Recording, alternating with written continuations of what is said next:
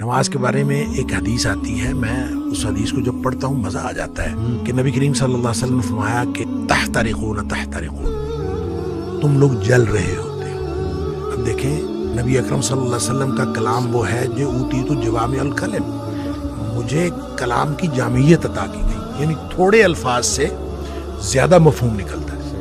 وہ اللہ کے نبی دہرا رہے ہیں تحترقون تحترقون، تم جل رہے ہو، تم جل رہے ہو، گویا گناہوں کی بھٹی میں جل رہے ہو۔ حتی اذا صلیتم الفجر، یہاں تک کہ تم فجر کی نماز پڑھ لیتے ہو، غسلتھا، وہ اس کو دھو ڈالتے ہیں۔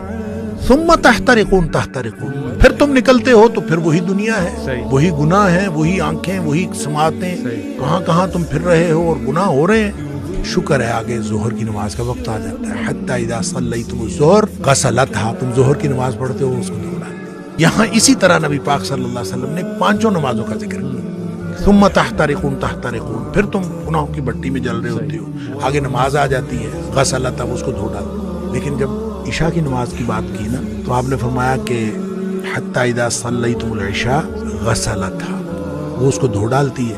اس کے بعد آپ نے ثم تحترقون نہیں فرمایا، آپ نے فرمایا تو ثم تنامون، پھر تم سو جاتے ہو، پھر تم سو جاتے ہو۔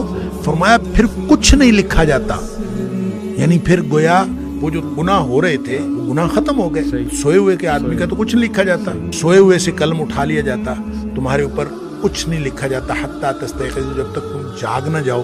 اچھا، اس کا مطلب یہ ہے کہ جو نہیں سویا عشاء کے بعد تو وہ تو تحترقون تحترقون ہو جائے گا۔ تو یہاں سے ایک بات، ایک مسئلہ نکلتا ہے کہ ہم جو عشاء کی نماز پڑھ کے جاگتے رہتے ہیں اور 11-12 بجے تک جاگتے رہتے ہیں، وہ ہم گناہوں کو سمیٹتے رہتے ہیں اور غسلتھا کیے بغیر سو جاتے ہیں، اتنا بڑا رسک لیتے ہیں۔ اس لیے نبی پاک صلی اللہ علیہ وسلم نے حضرت ابو ہریرہ رضی اللہ تعالیٰ عنہ کو فرمایا تھا کہ ابو ہریرہ سونے سے پہلے وتر پڑھنا نہ بھولنا۔ یہ جو وتر ہے یہ اصل میں رات کی نماز ہے، یہ عشاء کی نماز نہیں ہے، رات کی نماز ہے۔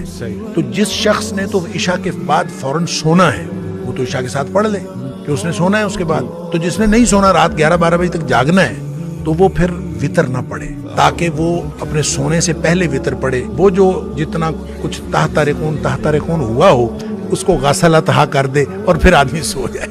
کیا بات